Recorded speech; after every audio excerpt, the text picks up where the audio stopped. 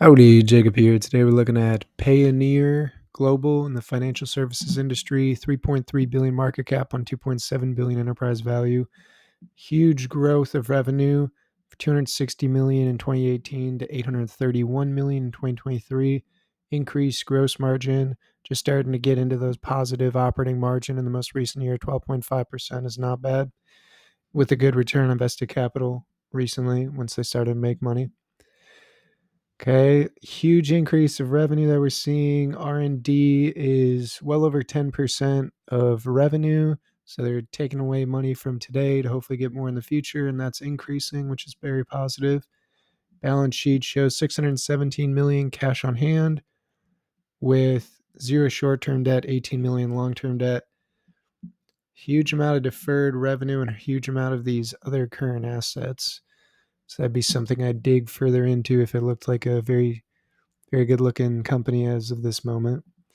The cash flow statement shows good production of free cash flow. They've made cash a lot longer than they've made earnings, which is good. Their depreciation and amortization is much above their capital expenditures. And they also have stock-based compensation, pretty heavy, about 66 million in last year, 61 million in the rolling 12. But their form of capital allocation is mostly reinvestments and share repurchases. I think that's enough to get me to make some assumptions here. So for revenue growth, for a financial tech company, they provide payment infrastructure platform. Okay, the company delivers a suite of services for cross-border payments. Okay, so maybe this is something like a PayPal, but more business to business, possibly. This revenue growth is astronomical. I wonder if they're able to hold that or not. I'm going to say 15% growth rate. With that type of growth, at the end of 7 years, their PE of 22, somewhat reasonable.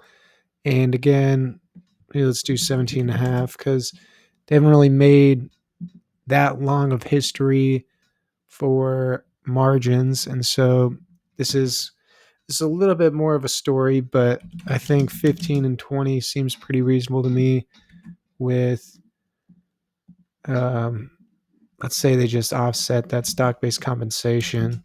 So if this company can really grow as extensively as 15% a year with 15 to 20% gross margins, I think this could be an interesting company at the current price. This is going to be when you make assumptions with that type of growth rate, you're really going to have to understand the business and see whether they can really grow at that type of rate for the next every year for the next 7 years, or at least in aggregate, roughly 15% a year compound annual growth rate. I think that's a very high growth rate in relation to what they've done in the past. I think it's possible. I think this is definitely something I'd have to research on, see how they're why would you choose them over one of their competitors? What makes them better? Are they going to keep that increased margin, increased moat, increase their uh, ownership share in their market? And if they're able to do that, then they're pretty darn close to a price that looks very attractive to me at the moment. So I hope you enjoy the video. Have a great rest of your day. This could be something that would be more interesting to look into shortly.